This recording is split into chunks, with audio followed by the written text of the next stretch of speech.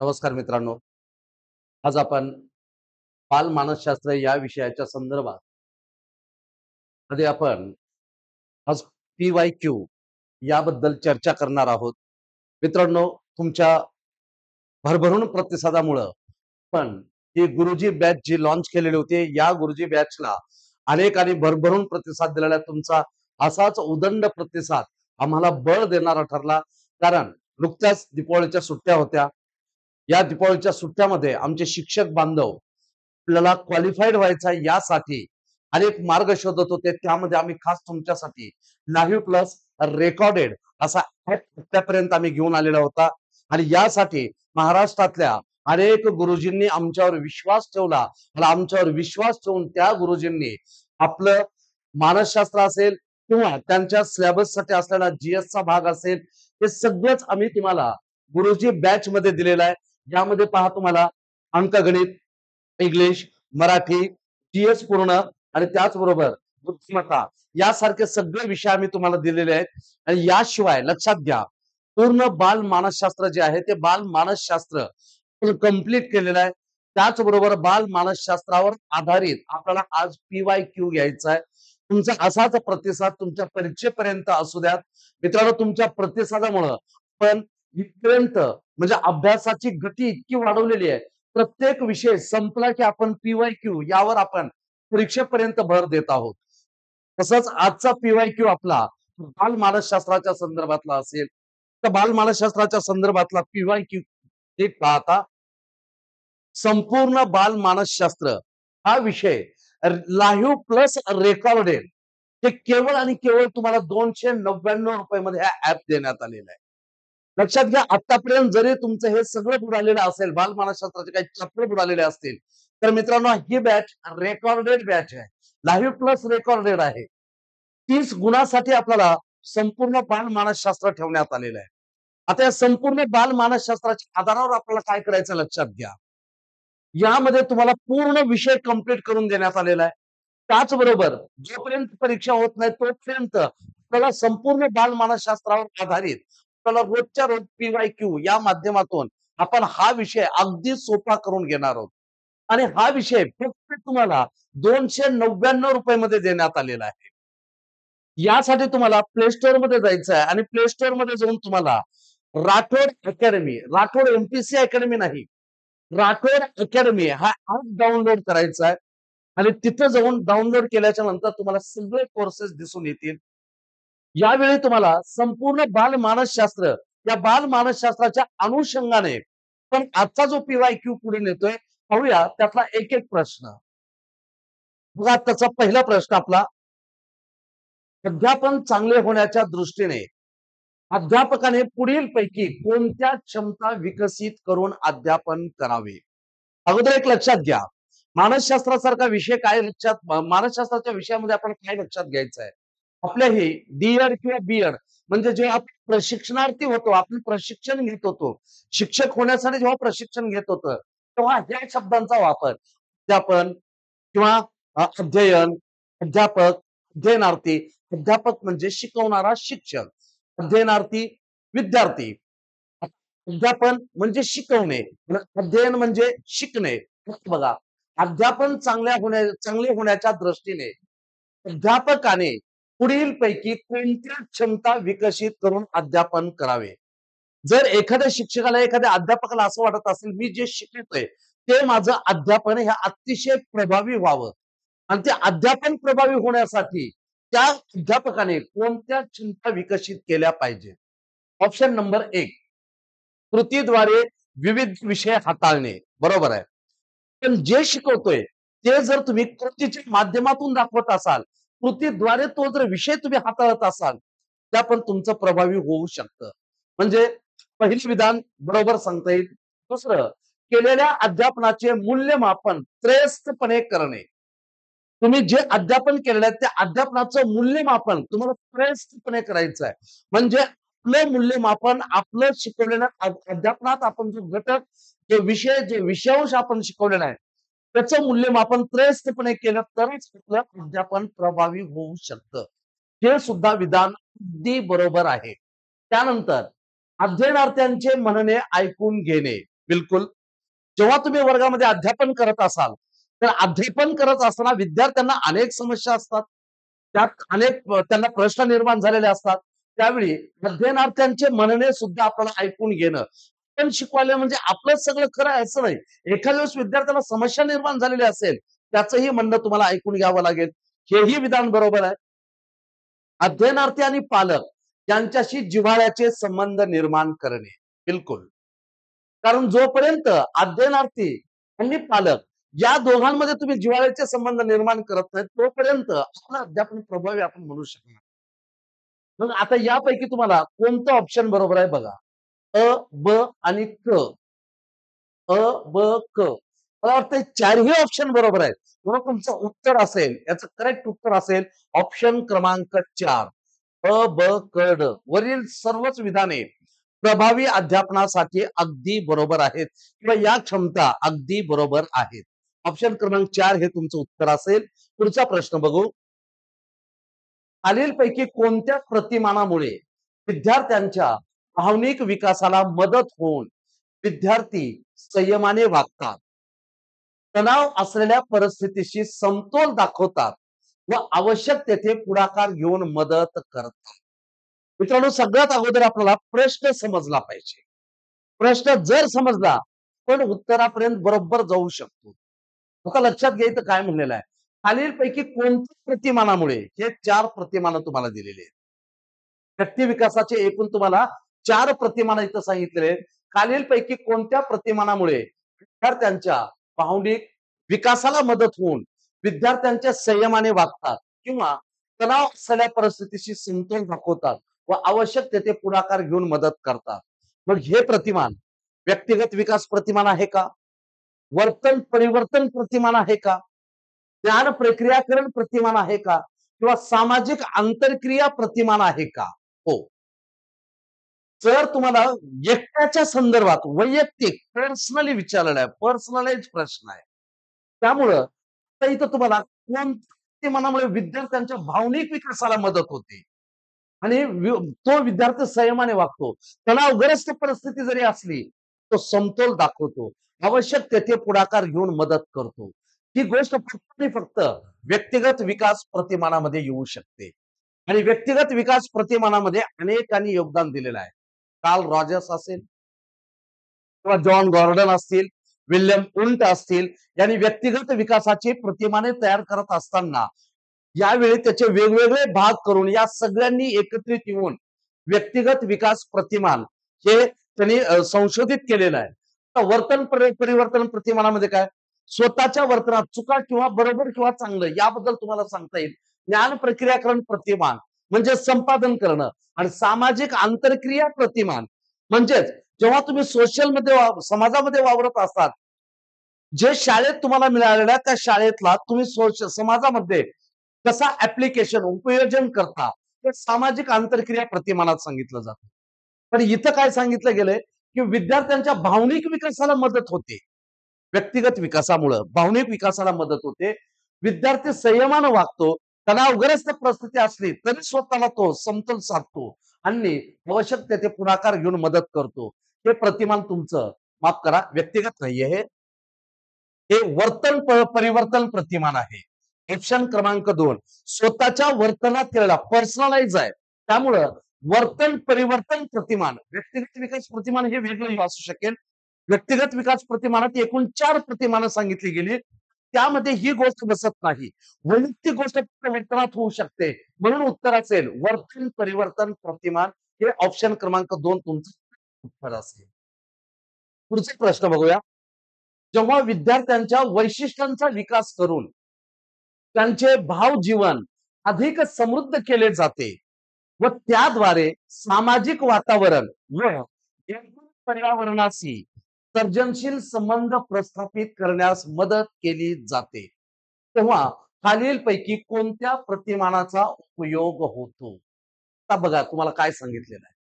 तर एवढी गोष्ट तुम्हाला याच्या अगोदर जे तू सांगितलं ना तुम्हाला, त्याच्या अगोदर व्यक्तिगत विकास प्रतिमानात कोणकोणत्या घटकांचा उल्लेख केला जातो? व्यक्तिगत विकास प्रतिमानाची खरी व्याख्या तुम्हाला इथं सांगण्यात आलेली आहे. व्यक्तिगत विकास प्रतिमानात जेव्हा विद्यार्थ्यांच्या वैशिष्ट्यांचा विकास करून त्यांचे भाव जीवन अधिक समृद्ध केले जाते. त्याद्वारे सामाजिक वातावरण व एकूण पर्यावरणाशी सर्जनशील संबंध प्रस्थापित करण्यास मदत केली जाते. तेव्हा खालीलपैकी कोणत्या प्रतिमानाचा उपयोग होतो? यावेळी तुम्हाला व्यक्तिगत विकास प्रतिमानाचा उपयोग होतो. यावेळी तुम्हाला ज्ञान, वर्तन किंवा सामाजिक या प्रतिमानाचा तुम्हाला अजिबात उपयोग होत नाही. तर इथं तुम्हाला व्यक्तिगत विकास प्रतिमानाचा इथं तुम्हाला उपयोग करता येतो. त्यानंतर बघूया. माफ करा, हाच प्रश्न रिपीट झाला. तेव्हा शिक्षक शिकवताना खालील बाबी करतात, तेव्हा ते कोणत्या अध्यापन पद्धतीचा वापर करतात? प्रश्न नीट बघा. जेव्हा शिक्षक वर्गात आलेले असतील आणि वर्गात येऊन ते अध्यापन करत असतील, तर अध्यापन करत असताना तुम्हाला प्रश्न विचारलाय, जेव्हा शिक्षक शिकवताना खालील बाबी करतात, म्हणजे इथं 4 तुम्हाला विधानं दिलेले आहेत. त्या 4 बाबी करतात, तेव्हा ते कोणत्या अध्यापन पद्धतीचा वापर करत असतील? त्या 4 विधानावरून आपल्याला ठरवायचं आहे, की शिक्षकांनी शिकवताना कोणती अध्यापन पद्धत वापरलेली आहे. त्याकडे अध्यापन पद्धती 2 आहेत. एक शिक्षक प्रधान अध्यापन पद्धती आहे. शिक्षक प्रधान अध्यापन पद्धत आणि दुसरी आहे ती म्हणजे विद्यार्थी प्रधान अध्यापन पद्धती. अध्यापन पद्धती 2 भागात विभागली जाईल. एक शिक्षक प्रधान अध्यापन पद्धती आणि दुसरी विद्यार्थी प्रधान अध्यापन पद्धती. तर शिक्षक प्रधान अध्यापन पद्धती आपल्याला 2 सांगता येतात. एक व्याख्यान पद्धत आणि दुसरी भाषण पद्धत. ही शिक्षक प्रधान अध्यापन पद्धती आहेत. आणि बाकीच्या ज्या सांगितल्या गेल्या, चर्चा असेल किंवा तुमची ते कथन पद्धत असेल, बाकीच्या सगळ्या पद्धती, 2च पद्धती आहे. व्याख्यान आणि भाषण ही पद्धत शिक्षक प्रधान पद्धत आहे. आता तुम्हाला काय म्हणलंय? शिक्षक शिकवताना खालील बाबी करतात, तेव्हा त्या कोणत्या अध्यापन पद्धतीचा वापर करतात? ऑप्शन नंबर 1 पूर्व नियोजन व पूर्व तयारी करतात. आपल्याला वर्गात जाऊन शिकवत असताना अगोदर त्याचं पूर्व नियोजन आणि पूर्व तयारी ते करतात. 2 सर्वांना दिसेल अशी व्यवस्था करतात. तिसरं विधान शिक्षणाबद्दल निश्चित स्वरूपाच्या सूचना देतात. त्यानंतर साहित्याची मांडणी शास्त्रशुद्ध पद्धतीने करतात. म्हणजे सर आता वर्गामध्ये एक प्रयोग करत आहेत असं आपण लक्षात घेऊ. आणि तो प्रयोग करत असताना सरांनी काय केलं? त्या प्रयोगाचं पूर्व नियोजन आणि पूर्व तयारी अगोदर केलेली आहे. प्रयोग करताना सर्वांना दिसेल अशी व्यवस्था त्यांनी केलेली आहे. सर जे प्रयोग करणार आहे ते सर्वांना दिसेल अशी व्यवस्था. त्यानंतर निरीक्षणाबद्दल निश्चित स्वरूपाच्या सूचना दिल्या. प्रयोग करत असताना मी कसं करतोय त्याच्या सूचना दिलेल्या आहेत. आणि साहित्याची मांडणी शास्त्रशुद्ध पद्धतीने करतायत. प्रयोग करताना जसं शास्त्रशुद्ध मांडणी पाहिजे त्या पद्धतीने ते प्रयोग करतात. मग आता या बाबी करतात तेव्हा कोणत्या अध्यापन पद्धती वापर करतात? कथन पद्धतीचं लागू होईल का? अजिबात नाही. चर्चा पद्धत लागू होईल का? बिलकुल नाही.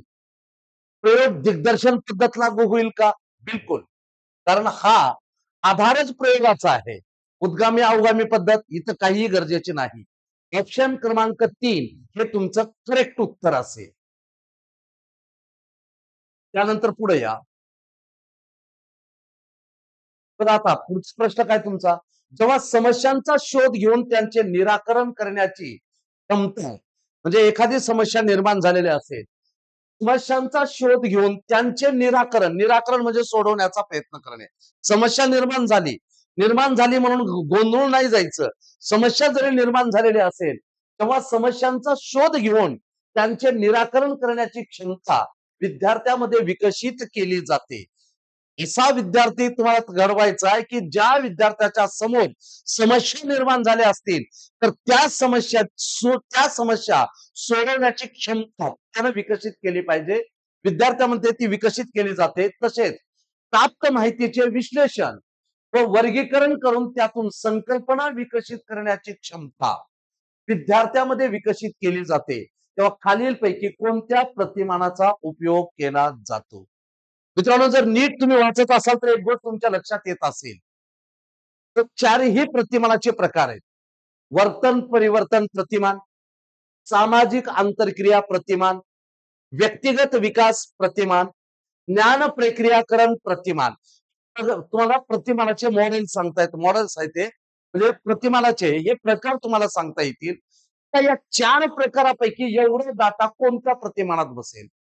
तर नीट आपण बारकाईने अभ्यास केला तर या सगळ्या गोष्टी त्या विद्यार्थ्याला ऍक्सेप्ट करायचं आहे, संपादन करायचं आहे. विद्यार्थी त्याच्या समोर समस्या निर्माण झाली, मान्य आहे. म्हणजे समस्या निर्माण झाली म्हणून तो सोडून देईल का? बिलकुल सोडून देणार नाही. ती समस्या सोडवण्याचा तो प्रयत्न करेल, तशी क्षमता तो विकसित करेल. एवढंच नाही, ती सोडवण्यासाठी प्राप्त माहितीचे विश्लेषण कसं ती सोडवायचं, त्या प्राप्त माहितीचं विश्लेषण आणि वर्गीकरण. सोडवत असताना जी माहिती मिळालेली आहे त्याचं विश्लेषण करून त्याचं वर्गीकरण करणार आणि त्यातून संकल्पना विकसित करण्याची क्षमता विद्यार्थ्यामध्ये विकसित केली जाते. तेव्हा खालीलपैकी कोणत्या प्रतिमानाचा उपयोग होतो? एवढं सगळं करायचं असेल तर एकच प्रतिमान त्या विद्यार्थ्याच्या कामाला येऊ शकतं. ते प्रतिमान ज्ञान प्रक्रियाकरण प्रतिमान म्हणून ओळखले जाते. ऑप्शन क्रमांक 4 हे तुमचं चूक उत्तर असेल. त्यानंतर पुढच्या प्रश्नाकडे जाऊया आपण.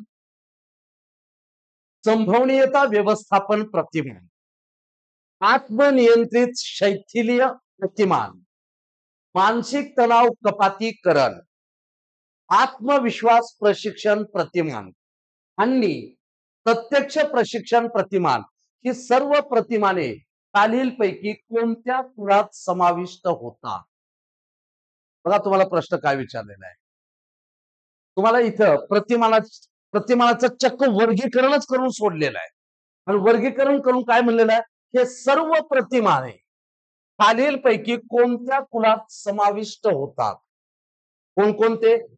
संभवनीयता व्यवस्थापन प्रतिमान, आत्मनियंत्रित शैथिल्य प्रतिमान, त्यानंतर मानसिक तणाव कपातीकरण, आत्मविश्वास प्रशिक्षण प्रतिमान आणि प्रत्यक्ष प्रशिक्षण प्रतिमान.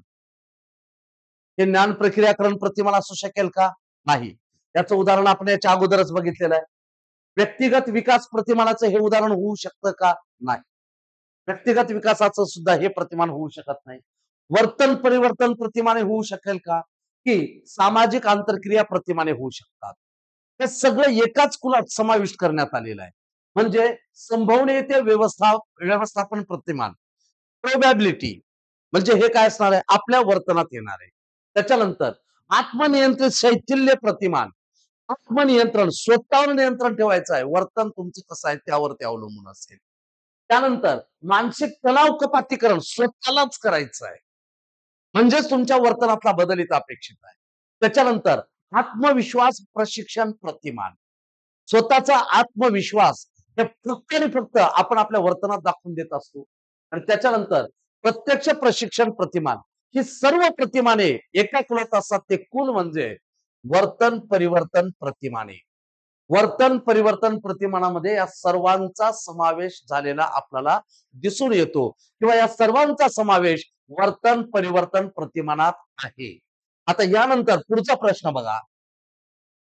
खालीलपैकी कोणते उदाहरण हे शिक्षक प्रधान अध्यापन पद्धतीचे आहे? सरळ सरळ साधा प्रश्न तुम्हाला विचारलेला आहे. आता याच्यामध्ये तुम्हाला काय म्हणलेलं आहे बघा, खालीलपैकी कोणते उदाहरण हे शिक्षक प्रधान अध्यापन पद्धतीचे उदाहरण आहे? बघा, विधान नंबर 1, शिंदे सरांनी चित्रपट वरदान की शाप या विषयावर चर्चा करावयास लावली. तुम्हाला काय शोधायचं आहे? शिक्षक प्रधान अध्यापन पद्धती. या अगोदर तुम्हाला सांगितलं शिक्षक प्रधान अध्यापन पद्धती, शिक्षक प्रधान असलेल्या अध्यापन पद्धती, व्याख्यान पद्धत आहे, कथन पद्धत आहे आणि भाषण पद्धत दोन्हीकडे मोडेल. भाषण पद्धत विद्यार्थ्यात पण येते आणि सरांकडे येते. पण भाषण पद्धती शक्यतो तर अध्यापन पद्धतीमध्ये येऊ देऊ नका. भाषण पद्धती प्रामुख्याने याच्या अगोदर मी तुम्हाला सांगितलं, पण त्या उदाहरणाला ते अपेक्षित होतं म्हणून ते उदाहरण सांगितलं होतं. भाषण पद्धती मुळात विद्यार्थ्यांकडेच असते, लक्षात घ्या. तर शिक्षक प्रधान अध्यापन पद्धती दोनच, एक व्याख्यान पद्धत, दुसरी कथन पद्धत. भाषण पद्धत इथं प्रमुख मध्ये अजिबात घेऊ नका, विषयाच्या अनुषंगाने घेऊ शकाल, पण शिक्षक पद्धती अध्यापन पद्धती दोनच, एक व्याख्यान पद्धत आहे आणि दुसरी कथन पद्धत आहे. बाकी सगळ्या पद्धती भाषणासहित सगळ्या पद्धती या विद्यार्थी प्रधान पद्धती आहेत. हा प्रश्न काय म्हणले, खालीलपैकी कोणते विधान शिक्षक प्रधान अध्यापन पद्धतीचे आहे? शिंदे सर वर्गात विद्यार्थ्यांना चित्रपट वरदान की शाप या विषयावर चर्चा करावयास लावली. विद्यार्थ्यांनी चर्चा केलेली आहे, मग ती विद्यार्थी प्रधान झालं, शिक्षक प्रधान होत नाही. त्याच्यानंतर गोगटेबाईंनी पर्यवेक्षित अध्ययनाचा तास शाळा सुटल्यावर घेतल्या. बघा, गोगटेबाईंनी पर्यवेक्षित अध्ययनाचा तास कधी घेतलेला आहे? शाळा सुटल्यावर घेतलेला तास आहे त्यांनी. म्हणजे शिक्षक प्रधान अध्यापन पद्धती पर्यवेक्षित अध्यापनामध्ये येऊ शकत नाही. त्याच्यानंतर शर्मा सरांनी भूकंप या विषयावर भाषण दिले आणि सावळेबाईंनी विद्यार्थ्यांना एक वैज्ञानिक समस्या सोडवण्यास दिली. तर वैज्ञानिक समस्या विद्यार्थ्यांनी सोडवल्या, यामध्ये विद्यार्थीच प्रधान असणार आहेत. तिसरा प्रश्न बघा, शर्मा सरांनी भूकंप या विषयावर भाषण दिले. म्हणजे जेव्हा शर्मा सरांनी भूकंप या विषयावर भाषण दिलेले आहेत, शर्मा सर एकटेच त्याच्यात ऍक्टिव्ह होते. शर्मा सर एकट्यानेच त्याला एखाद्या व्याख्यान पद्धतीनं त्यांनी भाषण दिलेलं आहे आणि त्यामुळं ही पद्धत शिक्षक प्रधान पद्धतीचं उदाहरण देता येईल. ऑप्शन क्रमांक 3, शर्मा सरांनी भूकंप या विषयावर भाषण दिले, हे विधान निश्चितच शिक्षक प्रधान विधान म्हणून ओळखता येते. त्यानंतरचा पुढचा प्रश्न बघा, खालीलपैकी व्याख्यान पद्धती संदर्भातील कोणते विधान असत्य आहे? विधान तुम्हाला कोणते असत्य हे विचारलेलं आहे. खालील व्याख्यान पद्धती संदर्भातील कोणते विधान असत्य आहे? तर व्याख्यान पद्धत म्हणजे काय हे अगोदर समजून घ्या. व्याख्यान पद्धतीमध्ये सर एकटेच म्हणजे शिक्षक हे स्वतः सक्रिय असतात, ऍक्टिव्ह सर असतात. विद्यार्थ्याचा त्यांनी व्याख्यान देत असताना विद्यार्थ्यांचा त्यामध्ये कसलाच सहभाग असू शकत नाही. विद्यार्थी बिलकुल सहभागी होत नाहीत. सरच बोलणारे असतात, सरच ऍक्टिव्ह असतात, सर वेगवेगळे उदाहरणं देत असतात. आणि या पद्धतीमध्ये हा प्रश्न या व्याख्यान पद्धतीवर काय विचारलंय बघा, खालीलपैकी व्याख्यान पद्धती संदर्भातील कोणते विधान असत्य आहे? ऑप्शन नंबर 1, अवधान केंद्रीकरण होते. जेव्हा वर्गात सर शिकवत असतील आणि त्यांनी व्याख्यान पद्धतीचा वापर केला असतील, तर व्याख्यान पद्धतीमध्ये विद्यार्थ्यांचं अवधान म्हणजे लक्ष केंद्रीकरण होत असतं. ऑप्शन नंबर 2, कमी वेळात जास्त अध्यापन करता येते. प्रश्नच काय विचारलेला आहे बघा, तुमच्याकडे वेळ कमी आहे, पण कमी वेळात तुम्ही काय करणार आहात? कमी वेळात जास्त अध्यापन करता येते. इथं तुम्हाला काय विचारलंय? असत्य विधान विचारलंय, सत्य नाही. कमी वेळात जास्त अध्यापन, व्याख्यान पद्धतीमध्ये कमी वेळात जास्त अध्यापन होते, हे विधान सत्य आहे. तत्वे, सिद्धांत व कठीण विषय मांडण्यासाठी व्याख्यान पद्धतीचा उपयोग होतो, हे विधान सत्य आहे. दुर्मिळ माहिती सहज देता येते. विद्यार्थ्यांना जी माहिती प्राप्त होत नाही, जी माहिती लवकर उपलब्ध होत नाही, ती माहिती काय करतील? उपलब्ध करून देतील. विद्यार्थ्यांना दुर्मिळ माहिती सहज देता येते, हे पण विधान सत्य आहे. आता विधान 1 वर कॉन्सन्ट्रेशन करा. व्याख्यान पद्धतीत अवधान केंद्रीकरण होते, विद्यार्थ्यांचं लक्ष एकत्रित राहतं, असं व्याख्यान पद्धतीत होत नाही. कारण व्याख्यान पद्धतीमध्ये विद्यार्थ्यांनी विचारलेल्या प्रश्नांचं उत्तर आपण देत नाही आणि त्यामुळे शिक्षकच त्यामध्ये प्रधान असल्यामुळं विद्यार्थी आपापसामध्ये कुजबूज करत असतात, आपापसामध्ये ते बोलणारे असतात. मग अशा वेळी आपल्याला त्या विद्यार्थ्यांचं लक्ष केंद्रीकरण होते असं नाही. व्याख्यान पद्धतीत विद्यार्थ्यांचं लक्ष केंद्रीकरण होत नाही, अवधान केंद्रीकरण होत नाही. म्हणून ऑप्शन क्रमांक 1 हे तुमचं चुकीचं आहे, हे विधान असत्य आहे. म्हणून उत्तर काय असेल? ऑप्शन क्रमांक 1 हे तुमचं उत्तर असेल. त्यानंतरचा पुढचा प्रश्न बघा, खालीलपैकी कोणता गट अध्ययन प्रतिमानांच्या मूलभूत घटकांचा गट आहे? अध्ययन प्रतिमानांचा काय म्हणायचं? Model of teaching. इंग्लिश मध्ये याला काय म्हणतात? Model of teaching. अध्ययन प्रतिमान. अध्ययन प्रतिमानांच्या मॉडेल्स ऑफ टीचिंग म्हणजेच अध्ययन प्रतिमानाला इंग्लिश मध्ये तो शब्द आहे. आता बघा, खालीलपैकी कोणता गट अध्ययन प्रतिमानांच्या मूलभूत घटांचा गट आहे.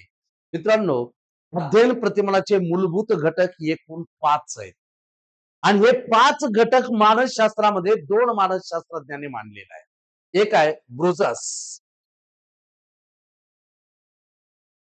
ब्रुजस नावाचा मानसशास्त्रज्ञ आणि दुसरा आहे तो म्हणजे मार्शल. ब्रुजस व मार्शल.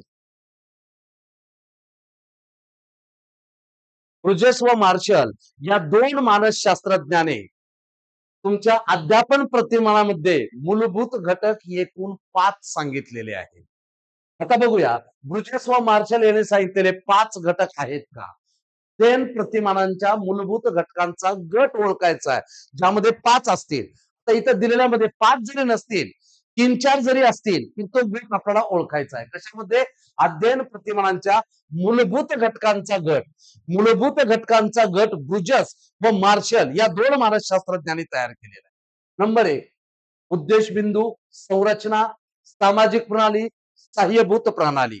हे मूलभूत घटक मॉडेल्स ऑफ टीचिंगचे म्हणजे अध्ययन प्रतिमानाचे हे घटक आहेत. उद्देशबिंदू, संरचना, सामाजिक प्रणाली, सहाय्यभूत प्रणाली.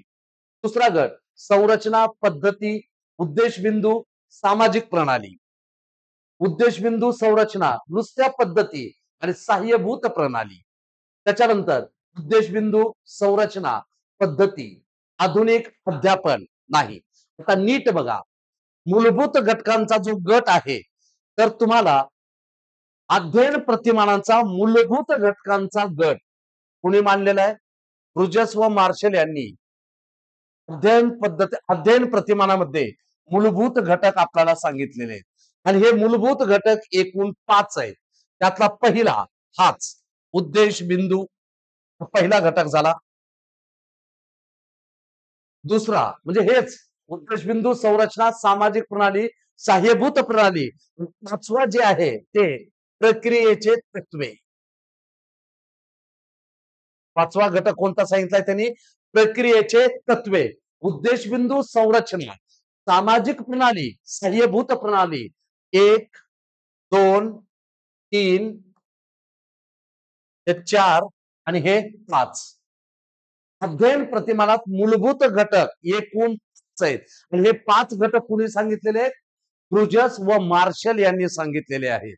त्यामुळं दिलेल्या 4 विधानापैकी तुमचं करेक्ट विधान आहे ऑप्शन क्रमांक 1. हे तुमचं करेक्ट उत्तर असेल.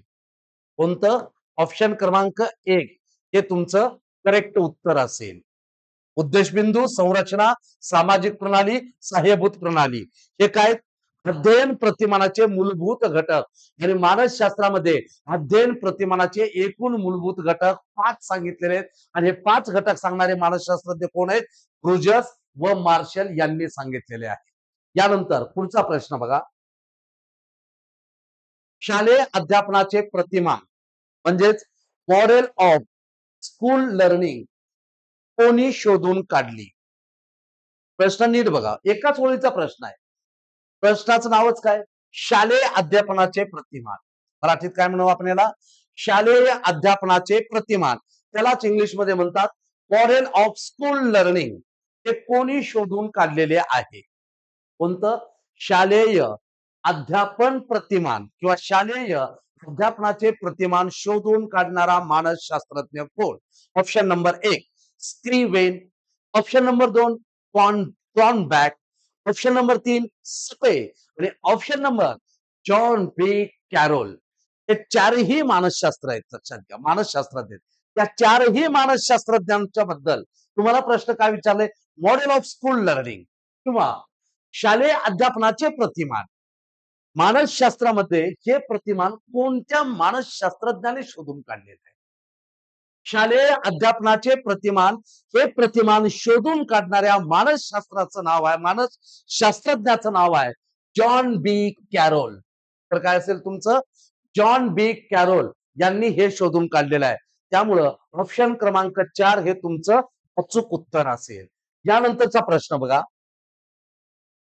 प्रभावी अध्यापनातून विद्यार्थ्यांमध्ये अध्ययनशील वृत्तीची निर्मिती व्हावी म्हणून खालीलपैकी कोणत्या क्षमता महत्वाच्या आहेत.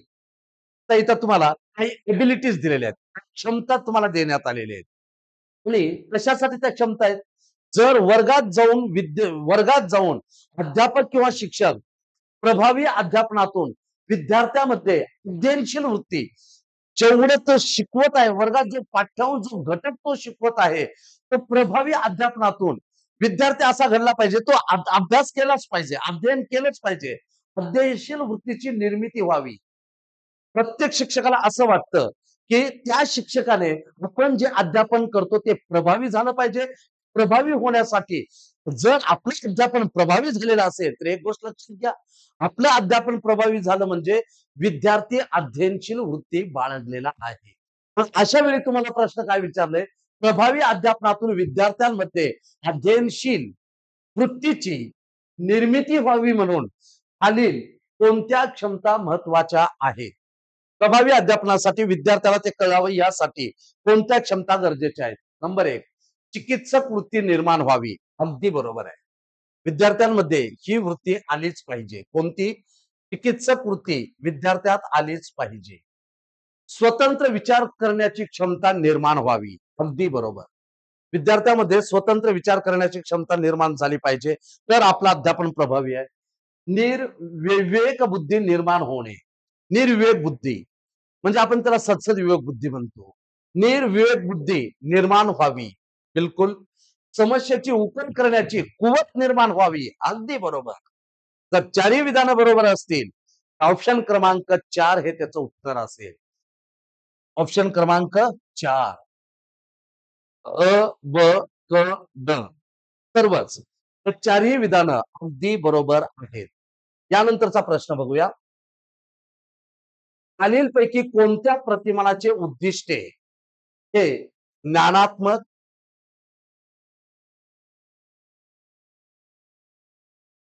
खालीलपैकी कोणत्या प्रतिमानाचे उद्दिष्टे हे ज्ञानात्मक, त्याचबरोबर वैचारिक, बौद्धिक अंगाचा विकास घडवून आणणे आणि उद्गामी व अवगामी विचार प्रक्रियेची क्षमता विकसित करणे हे आहे. तर तुम्हाला इथं एक प्रतिमान दिलेलं आहे. अध्ययनाचं एक प्रतिमान तुम्हाला दिलेलं आहे.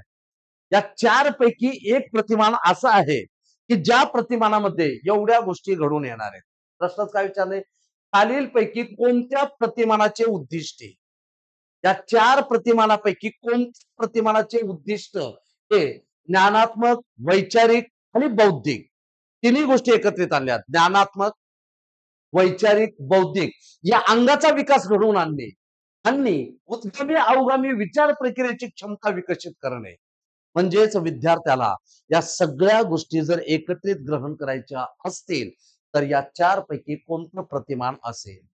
ज्ञान प्रक्रियाकरण प्रतिमान, व्यक्तिगत विकास प्रतिमाने, सामाजिक आंतरक्रिया प्रतिमाने की वर्तन परिवर्तन प्रतिमाने. तर यापैकी उत्तर असेल ऑप्शन क्रमांक 1, ज्ञान क्रिया प्रक्रियाकरण प्रतिमाने. कारण एवढ्या गोष्टी सगळ्या म्हणलं, ज्ञानात्मक, वैचारिक, बौद्धिक या गोष्टी या बाकीच्या 3 मध्ये येऊ शकत नाहीत. या फक्त ज्ञान प्रक्रियाकरण प्रतिमानामध्येच येतात. म्हणून हे काय तुमचं अध्ययन प्रतिमानाचं कुठलं असेल तर ज्ञान प्रक्रियाकरण प्रतिमानात हे उद्दिष्टे असतील. त्यानंतरचा पुढचा प्रश्न पाहूया. खाली दिलेल्या विचार प्रक्रियेबद्दलच्या विधानात कोणते विधान विचार प्रक्रियेचे शैक्षणिक महत्व स्पष्ट करत नाही? बघा प्रश्न काय. प्रश्न फारच तुम्हाला गिमिक्स विचारलेला आहे. खाली दिलेल्या विचार प्रक्रियेबद्दल किंवा खाली दिलेल्या विचार प्रक्रियेबद्दलच्या विधानात कोणते विधान विचार प्रक्रियेचे शैक्षणिक महत्व स्पष्ट करत नाही? आपल्याला काय म्हणायचं इथं? विचार प्रक्रियेचे शैक्षणिक महत्व स्पष्ट करत नाही. कशाचे? विचार प्रक्रियेबद्दल. विचार प्रक्रियेबद्दल खाली दिलेल्या विधानात कोणते विधान शैक्षणिक महत्व स्पष्ट करत नाही? ऑप्शन नंबर 1, तात्कालीय न्यायाने घटना व त्यांचे कारण यात संबंध जोडू नये. हे शैक्षणिक महत्व स्पष्ट करत नाही का? करते. लक्षात घ्या. करत नाही असं म्हटलेलं आहे. आपल्याला नाही हे उत्तर आणायचं. संबोध निर्माण करीत असताना ज्ञाताकडून अज्ञाताकडे, मूर्ताकडून अमृताकडे या शैक्षणिक सूत्राचा वापर करणे अनावश्यक आहे. पहिलं विधान बघा. तात्कालीन न्यायाने घटना व त्यांचे कारण यात संबंध जोडू नये. बरोबर आहे. कारण तात्कालिक न्याय त्यावेळेचा निर्माण झालेला तात्कालिक न्यायाने घटना आणि त्यांचे कारण यात संबंध जोडू नये, नाहीतर विचार प्रक्रियेमध्ये त्याला अडथळा निर्माण होऊ शकतो. पण पहिलं विधान तर अगदी बरोबर आहे. त्याचं शैक्षणिक महत्व हे होऊ शकतं. तर संबोध निर्माण करीत असताना ज्ञाताकडून अज्ञाताकडे, मूर्ताकडून अमृताकडे या शैक्षणिक सूत्राचा वापर करणे अनावश्यक आहे. नाही मित्रांनो, आवश्यक आहे. कारण आपली प्रक्रिया अशीच आहे. ज्ञाताकडून ज्ञाताकडे, मूर्ताकडून अमूर्ताकडे जे अपेक्षित आहे या शैक्षणिक सूत्राचा वापर केला पाहिजे. त्याने काय म्हणलंय? करणे अनावश्यक आहे. नाही, करणं आवश्यक आहे. मला वाटतं हे विधान चुकीचं दिसतंय. तरी पण खाली बघू. विज्ञानातील निरीक्षण, भूमितीतील प्रमेय, इतिहासातील घटना आणि विविध देशांची भौगोलिक परिस्थिती अभ्यासताना विद्यार्थ्यांना चिकित्सक विचार करून निष्कर्ष काढू द्यावेत. बरोबर आहे. हे विधान सत्य आहे. त्यानंतर ज्या गोष्टींच्या आधारावर निष्कर्ष काढतो त्या दिलेल्या गोष्टी पुरेशा आहेत किंवा नाही हे पाहिले पाहिजे. बरोबर आहे. निष्कर्ष काढायचा असेल, निष्कर्ष काढण्यासाठी आवश्यक गोष्टी आहेत की नाही हे पाहिलं पाहिजे. पण हे पण विधान बरोबर आहे.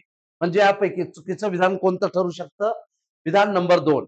संबोध निर्माण करीत असताना ज्ञाताकडून अज्ञाताकडे, मूर्ताकडून अमूर्ताकडे या शैक्षणिक सूत्राचा वापर केला पाहिजे. त्यानं काय म्हणलंय? वापर करणे अनावश्यक आहे म्हटलेलं आहे. पण विधान दुसरं चुकीचं. ऑप्शन क्रमांक 2 हे तुमचं उत्तर असेल. यानंतरच्या पुढच्या प्रश्नाकडे आपण जाऊ. ज्या प्रक्रियेत प्रयोग झाला म्हणजे ज्याच्यावर प्रयोग करायचा आहे, या ज्या प्रक्रियेत प्रयोग झाला वर्तन करण्यास पूर्ण स्वातंत्र्य नसते, तसेच पूर्ण बंधनही नसते. ज्याच्यावर तुम्ही प्रयोग करत आहात त्याला पूर्ण स्वातंत्र्य पण नाही आणि पूर्णतः त्याच्यावर बंधन पण नसते. तर मर्यादित स्वातंत्र्य दिले जाते. प्रयोज्याला वर्तन विषयक 3-4 पर्याय दिलेले असतात. त्यास खालीलपैकी काय म्हणतात? साधक अभिसंधान, कारक अभिसंधान, अभिजात अभिसंधान की तात्कालिक अभिसंधान. या 4 पैकी कोणतं अभिसंधान त्याला म्हटलं जातं? याची प्रश्न नीट लक्षात घ्या मित्रांनो. ज्या प्रक्रियेत तुम्ही एक अशी प्रक्रिया करताय, तुम्ही कोणावर तरी प्रयोग करताय, प्रयोग ज्याला त्याच्यावर प्रयोग करायचा आहे जे म्हणतात. ज्या प्रक्रियेत प्रयोग ज्याला वर्तन करताना पूर्ण स्वातंत्र्य दिलं जात नाही त्याला पूर्ण स्वातंत्र्य नाही, तसेच पूर्ण बंधन पण नसते. तर त्याला मर्यादित स्वातंत्र्य आहे. म्हणजे त्याला 3-4 ऑप्शन तुम्ही देऊ शकतात. 3-4 पर्याय तुम्ही त्याच्या वर्तनासाठी देऊ शकतात. अशा प्रक्रियेला काय म्हणून ओळखलं जातं? साधक अभिसंधान? नाही. साधक अभिसंधानामध्ये तो पूर्णतः मुक्त आहे.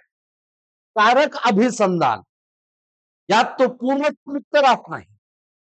पूर्णतः तो बंधनात राहत नाही.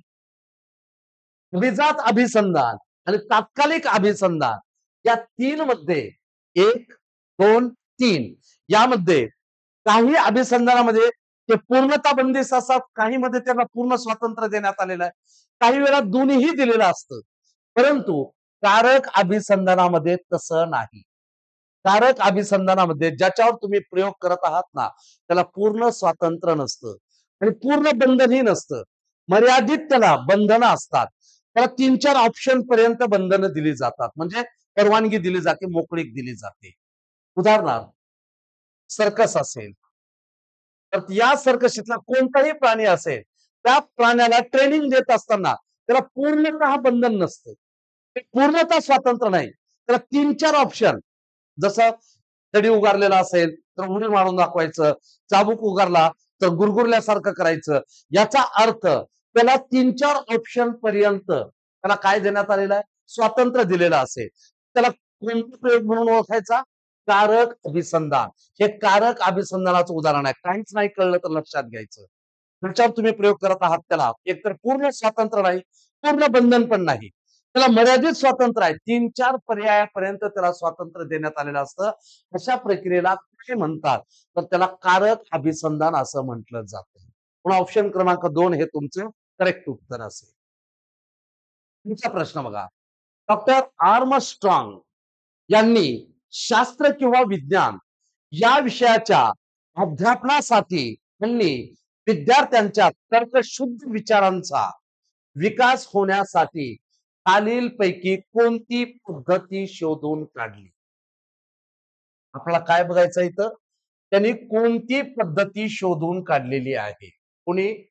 डॉक्टर आर्मस्ट्रॉंग यांनी शास्त्र किंवा विज्ञान म्हणजेच दोन्ही एकच किंवा वापरलेला आहे.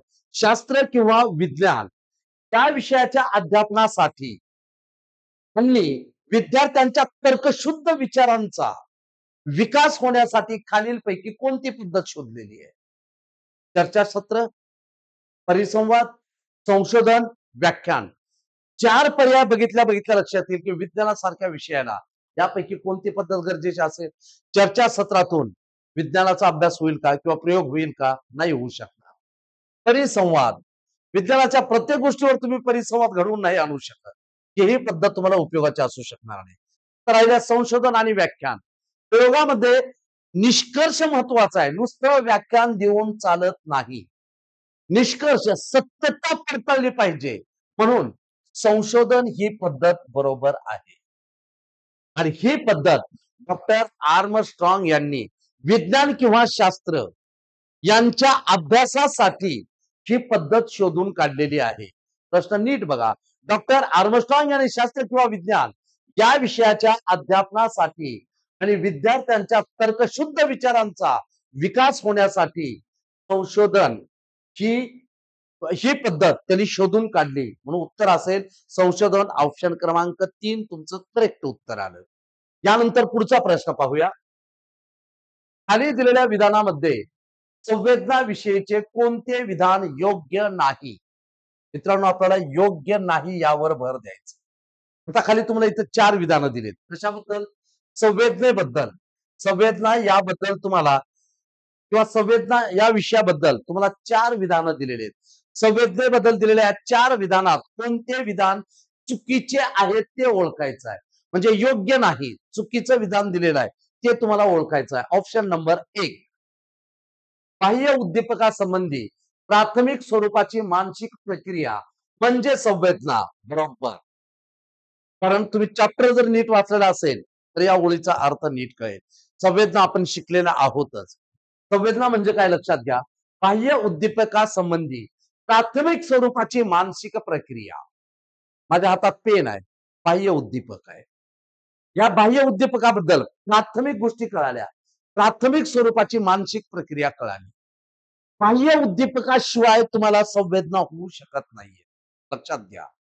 म्हणजे बाह्य उद्दीपकासंबंधी प्राथमिक स्वरूपाची मानसिक प्रक्रिया म्हणजे संवेदना होय. पहिलं विधान अगदी बरोबर आहे. दुसरं विधान, बाह्य उद्दीपकाविषयीची केवळ जाणीव म्हणजे संवेदना. बिलकुल. बाह्य उद्दीपकाविषयीची केवळ जाणीव, बाह्य उद्दीपकाशिवाय संवेदना जाणवत नाहीत. बाह्य उद्दीपकाविषयीची केवळ जाणीव म्हणजे संवेदना. अगदी बरोबर. बाह्य उद्दीपकाविषयीचे ज्ञान होणे म्हणजे संवेदना. बघा आता वाक्य काय म्हणते. आणि बाह्य उद्दीपकाशिवाय संवेदना होणे शक्य नाही. बाह्य उद्दीपकाशिवाय संवेदना शक्य नाही, हे पण विधान बरोबर आहे. आता बाह्य उद्दीपकाविषयीचे ज्ञान होणे म्हणजे संवेदना नाही. हे बाह्य उद्दीपक आहे. अजून याच्याबद्दलचं ज्ञान संवेदनाला होत नसतं. म्हणून ऑप्शन क्रमांक 3 हे तुमचं उत्तर असेल.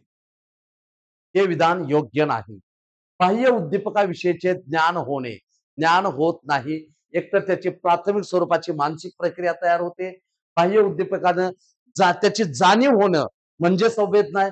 किंवा बाह्य उद्दीपक असल्याशिवाय संवेदना होणे शक्य नाही. ते मान्य करू. पण जे बाह्य उद्दीपक बघतायत त्याच्याबद्दलचं ज्ञान म्हणजे संवेदना असं होत नाही. संवेदनेला अर्थ प्राप्त व्हावा लागतो. जर ज्ञान असेल, संवेदनेला अर्थ प्राप्त व्हावा लागतो. संवेदनेमध्ये अजून आपल्याला बाह्य उद्योगाचं ज्ञान प्राप्त झालेलं नसतं. म्हणून ऑप्शन क्रमांक 3 हे तुमचं उत्तर असेल. हे विधान योग्य नाही. नंतरचा पुढचा प्रश्न पाहूया. प्रत्यक्ष वस्तू समोर नसताना त्या वस्तूचे चित्र आपल्या मनचक्षुपुढे उभे राहते. ती प्रतिमा होय. इथं प्रतिमेची व्याख्या दिली. बरोबर आहे. प्रतिमाविषयी खाली दिलेल्या विधानामध्ये कोणते विधान योग्य नाही? सरळ सरळ त्यानं काय केलं बघा मित्रांनो.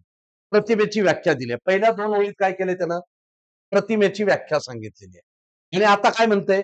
प्रतिमाविषयी खाली दिलेल्या विधानामध्ये कोणते विधान योग्य नाही? प्रतिमेची व्याख्या लक्षात आली. प्रत्यक्ष वस्तू समोर नाही. फक्त ती मनाच्या डोळ्याच्या समोर तुम्हाला आणायच्या, मनचक्षुपुढे आणायच्या आहे. प्रत्यक्ष वस्तू समोर नसताना त्या वस्तूचे चित्र आपल्या मनचक्षुपुढे उभे राहते. ती प्रतिमा होय. ही प्रतिमेची व्याख्या.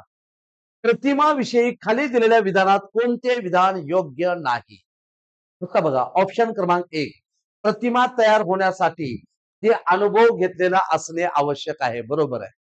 तुम्ही डोळे मिटता क्षणी ते चित्र समोर येणं, ती असेल किंवा अप्सरा असेल किंवा नारळाचं झाड असेल, जहाज असेल, याचा तुम्ही अगोदर अनुभव घेतलेला असेल तरच ते चित्र तुमच्या डोळ्याच्या समोर येणार आहे. प्रतिमा तयार होण्यासाठी आधी अनुभव घेतलेला असणे आवश्यक आहे. हे विधान बरोबर आहे. आपल्याला काय शोधायचं आहे? कोणते विधान योग्य नाही म्हणजे चुकीचे विधान शोधायचं आहे. पहिलं विधान बरोबर आहे. त्यानंतर प्रतिमा तयार होताना सारख्याच तीव्रतेने होतात. चूक. प्रतिमा कधीच सारख्या तीव्रतेने तयार होत नसतात. ते त्या अनुभवावरून त्या उदाहरणावरून त्याची तीव्रता कमी जास्त होत असते. अनुभवावरून तीव्रता कमी जास्त होत असते. सारख्याच तीव्रतेने ते होत नसतात. अजून बघू काय सापडतं का? जसा जसा कालावधी लोटतो तशा तशा प्रतिमा धुसर होतात. अगदी बरोबर आहे. हे विधान बरोबर आहे. कालावधी जितका जास्त लोटत जाईल तसा तसा प्रतिमा धुसर होत जात असतात. एकदा तुम्हाला चित्र दाखवलेलं आहे पुन्हा 10-1 वर्षांना कालावधी लोटून गेला तेच चित्र तेच नाव तुम्ही काढला तर जशाला तसं ते समोर येऊ शकत नाही. समजेल पण कसं असेल? धुसर पद्धतीचा असेल. ज्ञानेंद्रियाद्वारे ग्रहण करणाऱ्या संवेदनशील प्रतिमा निगडीत असतात. बरोबर आहे. हे पण विधान बरोबर आहे.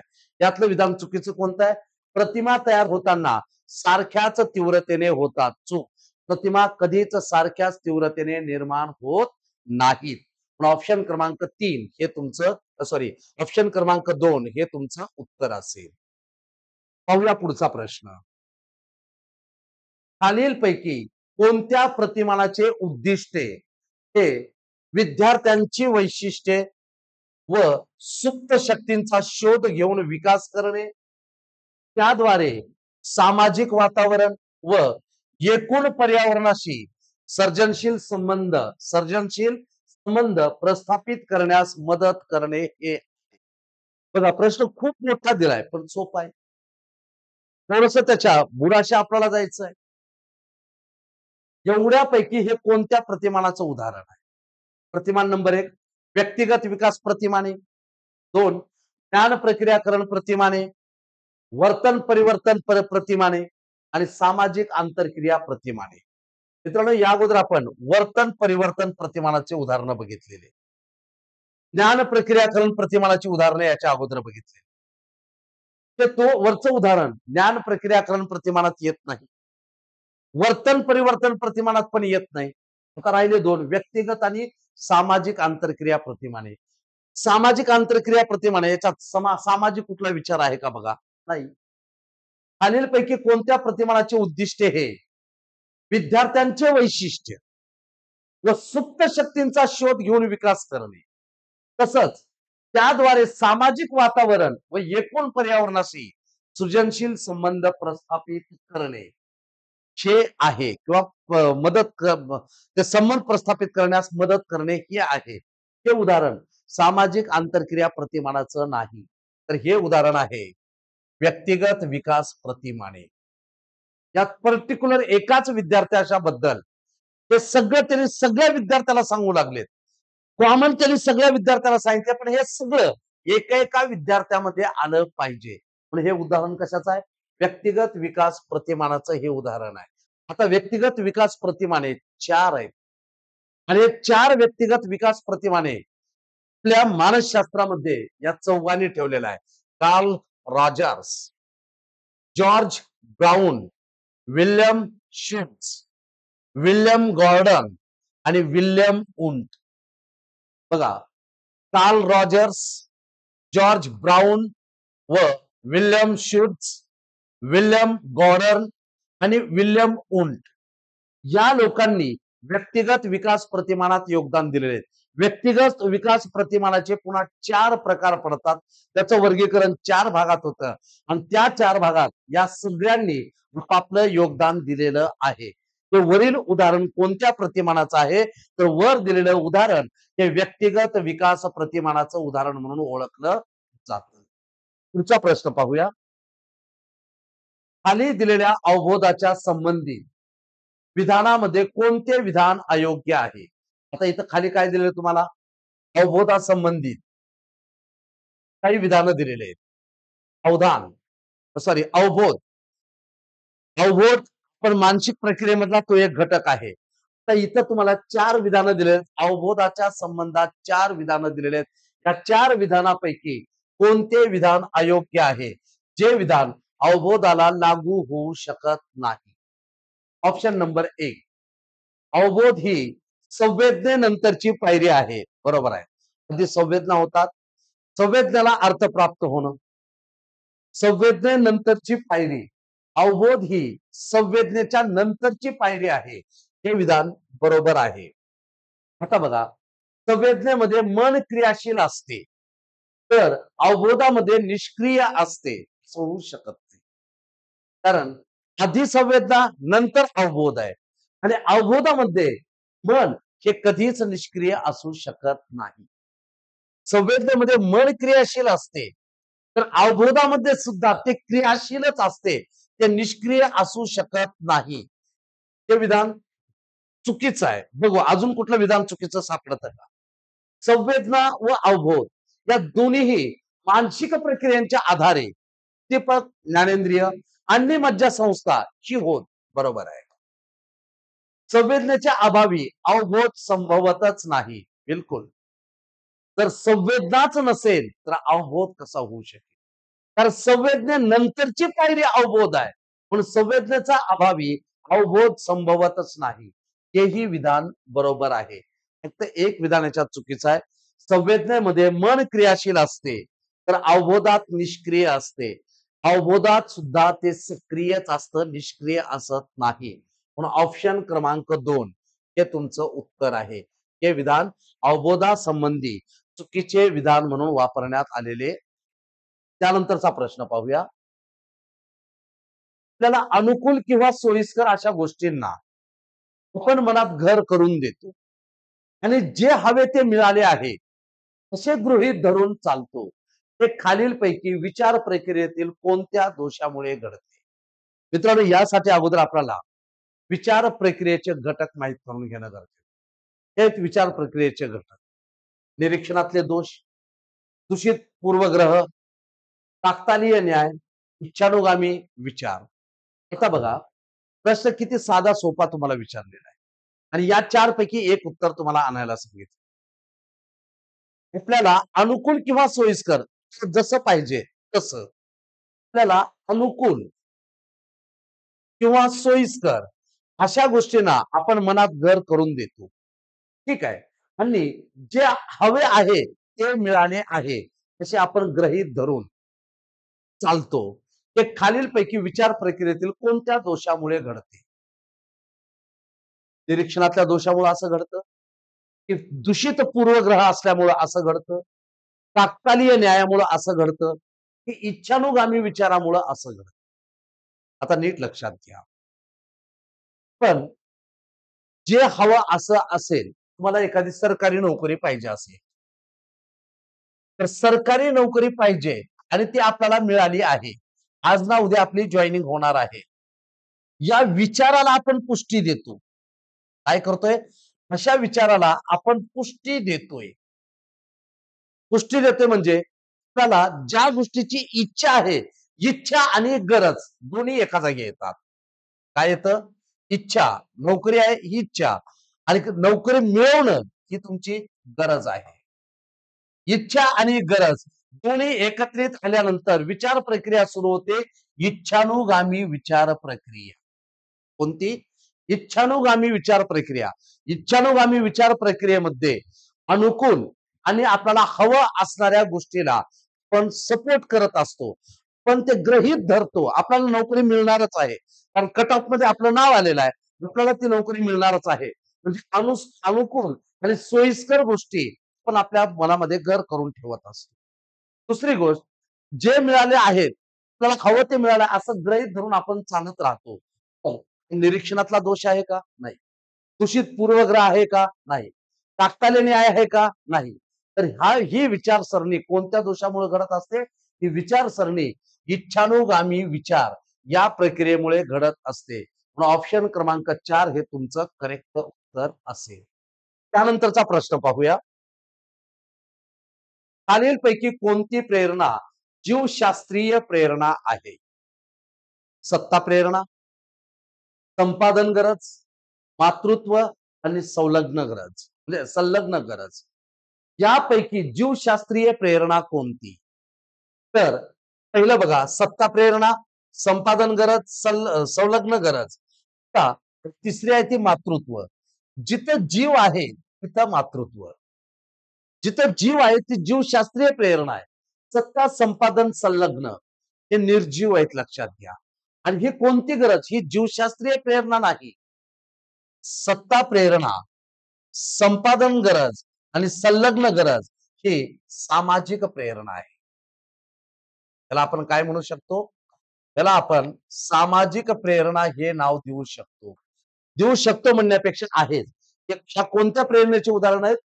सत्ता प्रेरणा, संपादन गरज आणि संलग्न गरज ह्या गोष्टी सामाजिक प्रेरणेची उदाहरणं आहेत. तर मातृत्व, एक आई आपल्या बाळाची ती काळजी करणारी आणि ही जीवशास्त्रीय प्रेरणा हार्मोन्स या घटकामुळे येते. हार्मोन्समुळे जीवशास्त्र, जिथं जीव तिथं जीवशास्त्र. म्हणून जीवशास्त्रीय प्रेरणा कोणती? मातृत्व ही जीवशास्त्रीय प्रेरणा आहे. म्हणून तुमचं उत्तर असेल ऑप्शन क्रमांक 3 मातृत्व हे तुमचं करेक्ट उत्तर असेल. त्यानंतरचा प्रश्न पाहूया. आपल्या मनातील पूर्वीचे अनुभव ज्यावेळी नवीन अध्ययन अनुभवाला विरोध करतात त्यावेळी त्यास काय म्हणतात? बघा प्रश्न किती सहज विचारलेला आहे. आपल्या मनातील पूर्वीचे अनुभव ज्यावेळी नवीन अध्ययन अनुभवाला विरोध करतात त्यावेळी त्याला काय म्हणायचं? आपल्या डोक्यात अगोदरच बरेच अनुभव साठलेले आहेत आणि आता आपल्याला नवीन अभ्यास करायचा. मित्रांनो, तुम्ही 10वी पास होऊन आलेला आहात आणि 11वीचा सिलेबस पाहायचा आहे. तर तुम्हाला 11वीचा सिलेबस लवकर पाठ होत नाही किंवा लवकर समजत नाही. कारण तुमच्या डोक्यात जे 10वीचा साठा बसलेला आहे, तो 10वीतल्या ज्ञानाचा साठा नवीन गोष्टीला विरोध करायला सुरुवात करतो. तो लगेच ऍक्सेप्ट करू शकत नाही. तर ठीक आहे, तुमची 10वी झाली, 11वी कसर काढलात, 12वीला गेलात. तर 10वी 11वीचा जो भाग तुमच्या डोक्यात बसलेला आहे, डिरेक्टली 12वीचा नवीन अनुभव तुम्ही लगेच ऍक्सेप्ट करत नाही. तुम्ही म्हणण्यापेक्षा तुमच्या डोक्यामध्ये अगोदर जे अनुभवाचा साठा आहे, हा अनुभवाचा तुमच्या डोक्यातला अगोदरच्या अनुभवाचा साठा नवीन गोष्टीला विरोध करायला सुरुवात करतो. आणि जेव्हा नवीन गोष्टीला विरोध होत असतो तेव्हा त्या गोष्टीला यापैकी काय म्हणायचं? प्रतिगमन, पुरोगामी निरोधन, गमन हे प्रतिगामी निरोधन. तर समजा आपल्या मनातील पूर्वीचे अनुभव नवीन अध्ययन अनुभवाला विरोध करत असतील तर त्याला काय म्हणून ओळखलं जातं? त्याला पुरोगामी निरोधन म्हणून ओळखलं जातं. ऑप्शन क्रमांक 2 हे तुमचं करेक्ट उत्तर असेल. त्यानंतरचा भाग पाहूया. अनुभवांचे पुनश्चरण त्याबाबत खालीलपैकी कोणते विधान योग्य आहे? अनुभव मनावर रेंगाळत नाही, अनुभवांचा प्रत्यय पुन्हा पुन्हा येत नाही, ही प्रवृत्ती प्रत्येक व्यक्तीमध्ये कमी अधिक प्रमाणात असते, आणि ही प्रवृत्ती असणारी व्यक्ती बहिर्मुख असते. कसली व्यक्ती? अनुभवांचे पुनश्चरण याबाबत खालीलपैकी कोणते विधान योग्य आहे म्हटलेलं आहे? योग्य आहे. अनुभवांचे पुनश्चरण रिकॅप्च्युलेशन. रिकॅप्च्युलेशन म्हणजे काय? अनुभवांचे पुनश्चकरण याबाबत खालीलपैकी कोणते विधान योग्य आहे? अनुभव मनावर रेंगाळत नाही. हे विधान चुकीचं आहे. अनुभव मनावर रेंगाळत असतो. कारण ते पुन्हा रिकॅप्च्युलेशन करताय तुम्ही. अनुभवांचा प्रत्यय पुन्हा पुन्हा येत नाही. पुन्हा पुन्हा प्रत्यय येतो. हे पण विधान चुकीचं आहे. ही प्रवृत्ती प्रत्येक व्यक्तीमध्ये कमी अधिक प्रमाणात असते. बरोबर. प्रत्येकाला ती समान असू शकत नाही. ही प्रवृत्ती प्रत्येक व्यक्तीत कमी अधिक प्रमाणामध्ये असू शकते. ही प्रवृत्ती असणारी व्यक्ती बहिर्मुखी असते नाही, अंतर्मुखी असते. म्हणून या 3 पैकी उत्तर आहे ऑप्शन क्रमांक 3. हे तुमचं अचूक उत्तर असेल. यानंतर ठीक आहे मित्रांनो. यानंतर आपला इथं आजचा मानसशास्त्राचा पीवायक्यू हा भाग आजच्या लेक्चरसाठी थांबतोय. मित्रांनो, अजून एक आनंदाची बातमी तुमच्यासाठी. आम्ही खास टीईटी साठी आणि सरळ सेवा भरतीसाठी सामाजिक शास्त्र, सोशल सायन्स, जीएस, जीके हा भाग सुरू केलेला आहे आणि यामध्ये अनेक विषय आपण कंप्लीट करून दिलेले आहेत. ही पण बॅच तुमची लाईव्ह आणि रेकॉर्डेड बॅच आहे. विषय आहेत इतिहास, भूगोल, राज्यघटना, समाज सुधारक, पंचायत राज आणि विज्ञान. एवढे सगळे विषय तुम्हाला तुमच्या भरतीसाठी, विशेषतः टीईटी परीक्षेसाठी 60 गुणासाठी ठेवण्यात आले, 60 मार्कासाठी ठेवण्यात आलेले आहे. यासाठी तुम्ही ऍप आणलेला आहे. केवळ 399 रुपयामध्ये एवढे विषय तुम्हाला तुमच्या परीक्षेपर्यंत 399 रुपयामध्ये एवढे विषय तुम्हाला कंप्लीट करून दिले जातात. यासाठी तुम्हाला राठोड अकॅडमी हा ऍप प्ले स्टोर मध्ये जाऊन डाउनलोड करायचा आहे आणि डाउनलोड केल्याच्या नंतर या ऍप मध्ये आपल्याला सर्वच माहिती उपलब्ध करून देण्यात आले. अगदी कमी वेळात कमी फीस मध्ये प्राध्यापक अविनाश राठोड सर द्वारा संचलित राठोड अकॅडमी या मध्ये तुम्हाला या ऍपद्वारे तुम्हाला हा विषय देण्यात आलेला आहे आणि हा ऍप मध्ये जाऊन तुम्ही या विषयाची डिटेल माहिती घेऊ शकता.